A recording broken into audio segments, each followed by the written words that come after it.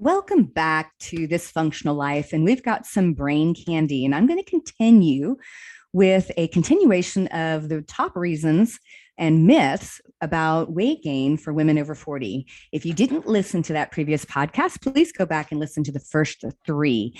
So the next three I'm going to talk about are big, big, big, big, because this is really where we start to define the difference between men and women. Now, most women will tell you if they've ever tried to lose weight and they had a partner or friend or someone else who's of the other gender persuasion, when they go to do some dietary change, whatever it may be, there's an obvious difference between the way we lose weight relative to men as women. And so, what I want to talk to you today is particularly about the sex hormones and particularly about the changes in the sex hormones and how they have an impact on fat weight gain, insulin resistance, and metabolic syndrome and diabetes risk, and specifically around your mitochondrial function, which is the powerhouse inside the cell.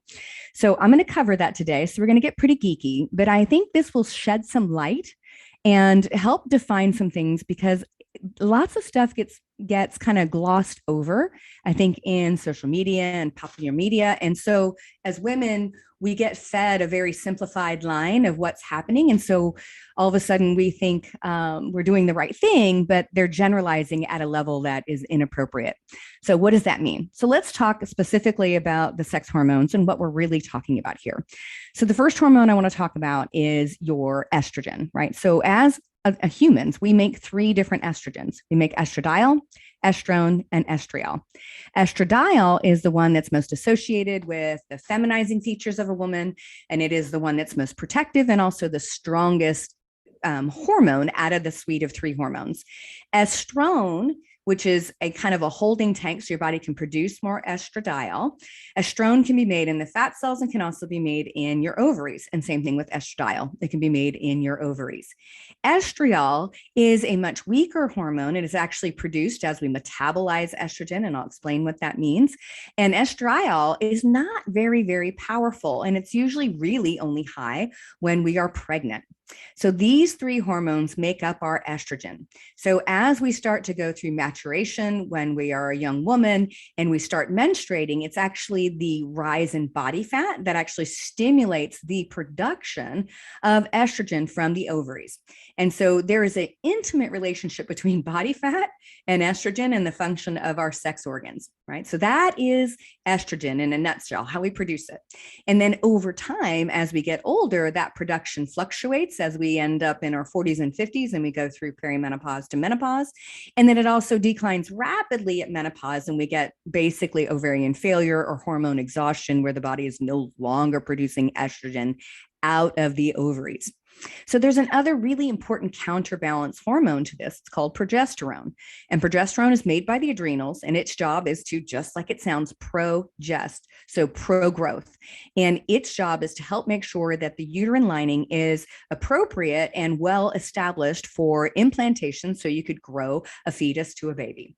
And it's the combination of estrogen increasing the blood flow and the lining of the uterus and progesterone that enable fertility and then also enable us to actually go from an egg and a sperm meeting all the way to a baby.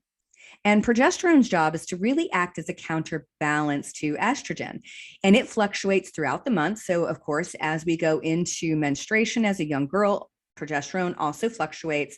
And usually our period tends to be a little bit uncomfortable in the very beginning because there is an imbalance between those hormones. And it's not until that sort of evens out that a lot of our symptoms get a little bit better. So it is not uncommon for a young girl to have very painful, irregular, heavy periods while she's in a state of estrogen dominance as her body sort of gets its rhythm. And that's completely normal. Is it pleasant? Absolutely not. That's the subject for another conversation. So we've got progesterone, and progesterone fluctuates, but it's highest in that second half of your cycle from when you ovulate. So most women are going to have somewhere between a 24 to about a 34-day cycle. Anything within that range is about average. The average, I would say, for most women is about 28 days from the day you start to the day you start again. And in that first week or so, right after you've had your period, your hormones are at their lowest.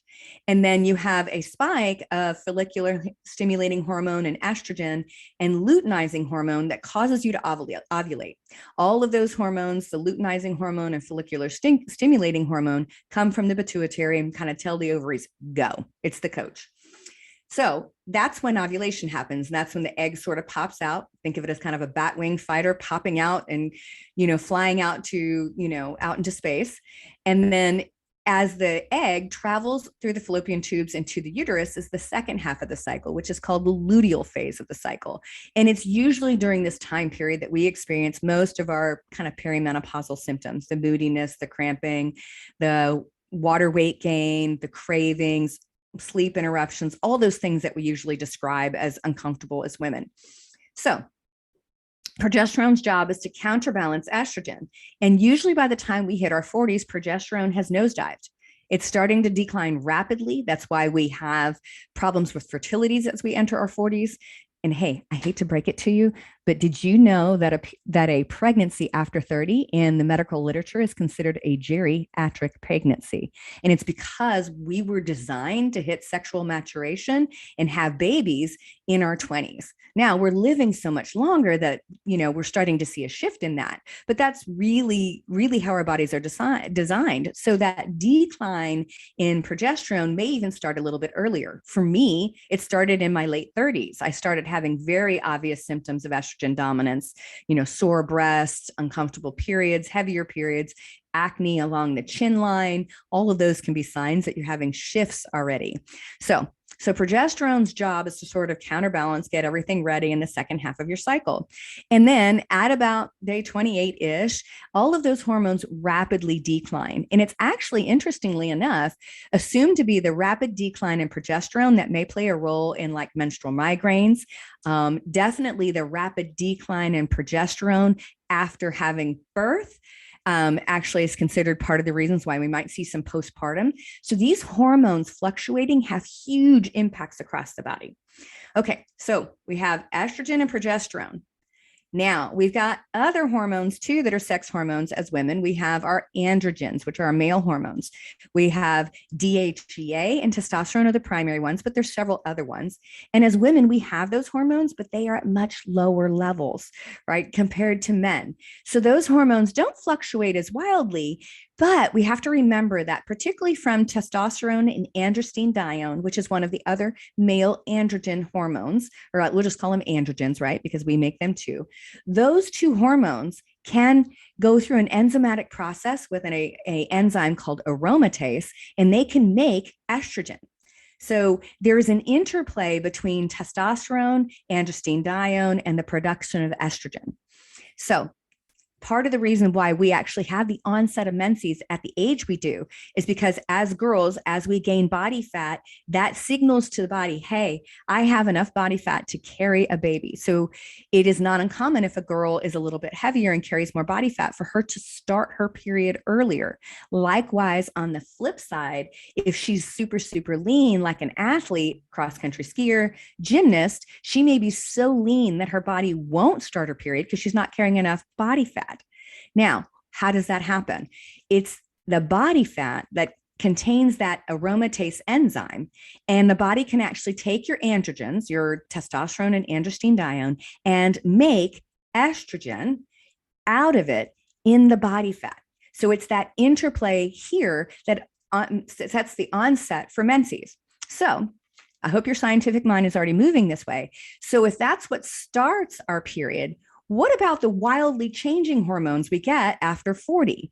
The fluctuation of estrogen, the loss of progesterone, probably the loss of androgen activity, or at least adequate testosterone.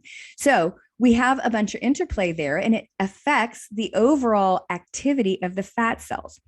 So what the research shows is, number one, we have to have body fat in order to make estrogen. Okay, that's a given. When we get into our late 30s and early 40s, as progesterone is declining, we see a change in the androgens and other things in the body. And we actually see an increase in some activity. So what's interesting is, okay, we have this other hormone, insulin. And if you've watched my other my other talks on the myths about weight gain in women over 40, you know that I talked a lot about insulin, and insulin has two jobs: to take fat to the cells to burn, especially muscle cells in the brain. And it also takes it to store. So it can package it in the fat cells and make it into fat. So as we get more body fat, we get more insulin, we become more insulin resistant. So we're not listening to it as much. So we have to make more. But high insulin affects a thing called sex hormone binding globulin. And what happens is, so sex hormone binding globulin, think of it this way: it's the taxi cab that drives testosterone around. So our hormones have transport, and so it gets into a taxi cab, and then testosterone needs to get let out of sex hormone binding globulin so it can go out and do its action. So what's interesting, sex hormone binding globulin is very much tied to high estrogen levels and vice versa. So as you become more insulin resistant, or you get higher and higher insulin levels, particularly post meals, it's also going to lower the amount of sex hormone binding globulin. So the taxi cabs that can drive around testosterone, this causes a dump of estrogen to your symptoms or system. So we dump more estrogen into your system, and it contributes to feelings of estrogen excess and symptoms of estrogen excess. Things like I mentioned: sore breasts, heavy periods, fibroids, painful periods, moodiness, sleep interruption. So it's the increase in insulin that actually drives some of that estrogen dumping that's already happening in the body, right? So we get an estrogen excess and we get an insulin resistance that are feeding off each other. So what happens to a woman when she's in her 40s? We already have a decline in progesterone. However, it's not that simple. So progesterone at really, really high levels, like the second part of your pregnancy, also is what causes the weight gain, significant weight gain that you see during pregnancy.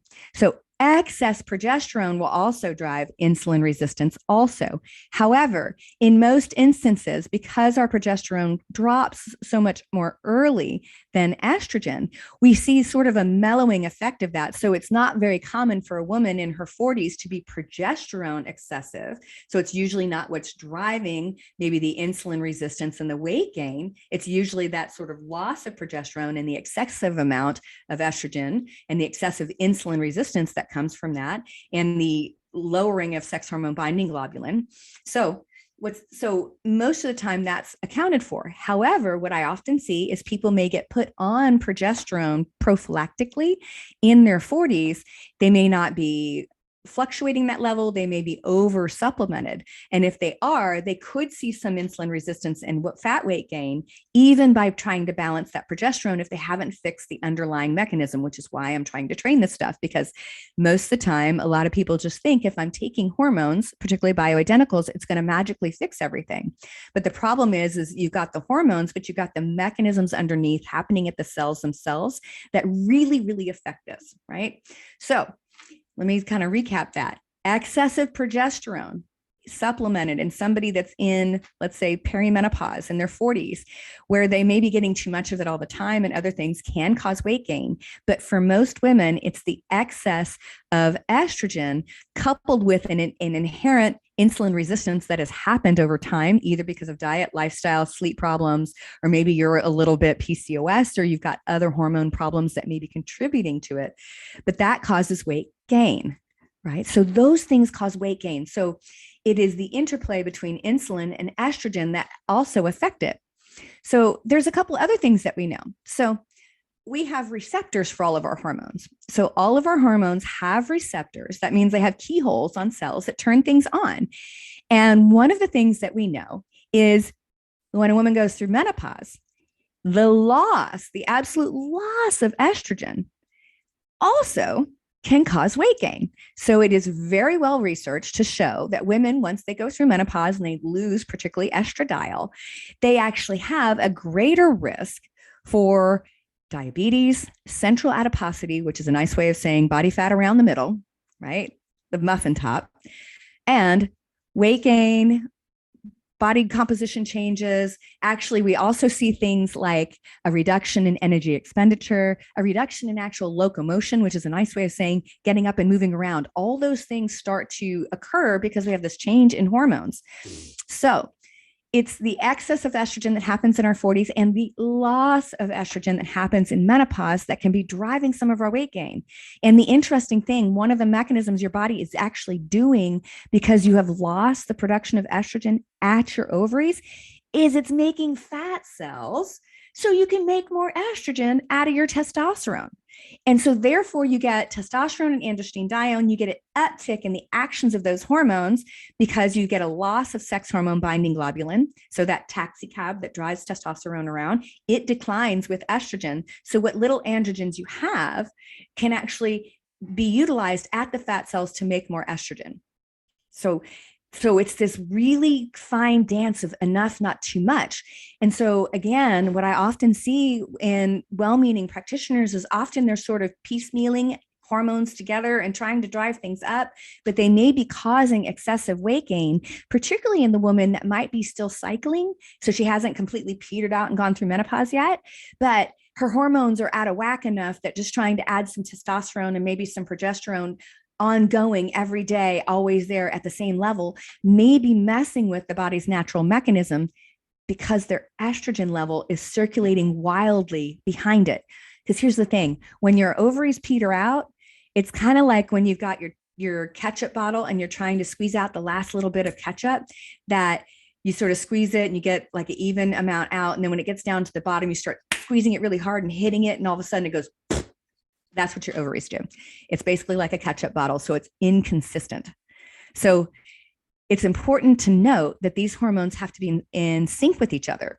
And it's the relative fluctuation of these hormones that drive it. So when we're looking at trying to manage weight gain and create weight loss that's lasting and permanent when we're over 40, we can't overlook the actions of progesterone, the estrogens, and testosterone, and the interplay of insulin.